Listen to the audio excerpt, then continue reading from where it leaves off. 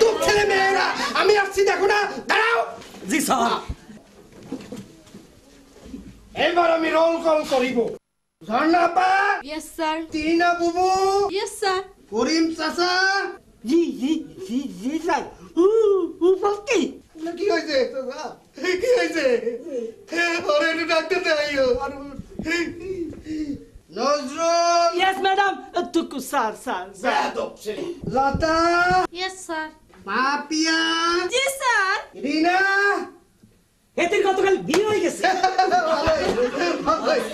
ভালো হয়েছে, একটা ঝামেলা কমছে। নিরঞ্জন। ইয়েস স্যার, কিছু বলবেন স্যার আমারে? বাবা বসো বসো বসো। ঠিক আছে স্যার। তুই প্রত্যেকদিন স্কুলে যাবি, তাইলেই সন্ত্রাস কমিয়ে যাইব। তোমার নাম জানে কি বাবা? আপনি তো জানেন কিলাবি কিলাবি করেন স্যার। আরুন কি চিন্তা? Yes sir. আরে বাবা রে, এরকম করে গা। ছাত্র ছাত্রী মন্ডলী, আজকে আর আমি কিছু পড়াইব না। হয় নাকি? আজকে আমরা জীবনের স্মরণীয় ঘটনা এবং বিশেষ ঘটনা আলোচনা করিব। আমি প্রথম জন্নাকে দাঁড়াতে বলছি। Yes sir. জন্না বাবু, স্যার। তোমার জীবনের এই স্মরণীয় ঘটনা আলোচনা করো তো। স্যার, গত শুক্রবার আমি আমার বাবার বিয়ে খেয়েছি। চুপ চুপ চুপ। ছোটকালে আমার মা মারা গিয়েছিল, তো পরে আমার বাবা বিয়ে করেছি, তাই বিয়ে খেয়েছি আমি। হারুন, জি স্যার। এটা কি বিয়ে হইবে না কি হইবে একটু ব্যাখ্যা করো তো। স্যার এটাকে সাঙ্গা বলে। সাঙ্গা বলে। এইবার আমি পাপিয়াকে ডাকিব। পাপিয়া। জি স্যার। পাপিয়া, মা তোমার বাড়ি তো চাটগাঁয়, জি স্যার। তাইলে তুমি বলো তো গুড বয় আর ব্যাড বয় এর মধ্যে পার্থক্যটা কি? সবাসা দি হইম না গবাসা দি হইম? ক দি হাইয়ে বলো। গুড বয় স্যার, গম্প। খেতে দাও না, ভালো বয়। আর ব্যাড বয়? মইজ্ঞার ফা স্যার।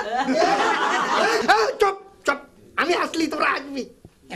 লতা, বলো তো তোমার জীবনের ঘটনা। স্যার, আমার না বিয়ে হইতেছে না। বিয়ে হয় না, সমস্যাটা কি? আমার বয়স তো অনেক হয়ে যেতেছে। কত হইবে তোমার বয়স? 25-26 বয়স হয়ে গেছে। স্যার হের ভাই কইছে হের বয়স 35 হয়ে গেছে।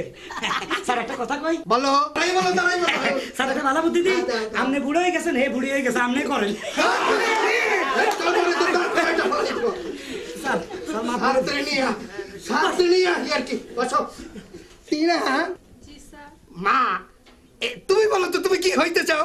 আমি এদেশের বুদ্ধিজীবী সন্তানের মা হতে চাই।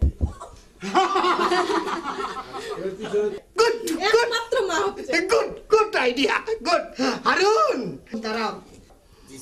অনেক ফাইজলামি করছো, এইবার বলো তো তুমি কি হইতে চাও?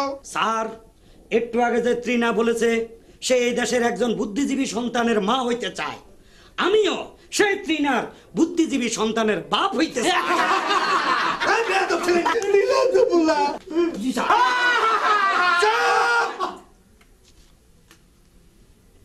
শিক্ষার কোনো বয়স নেই, আপনারা যে কোনো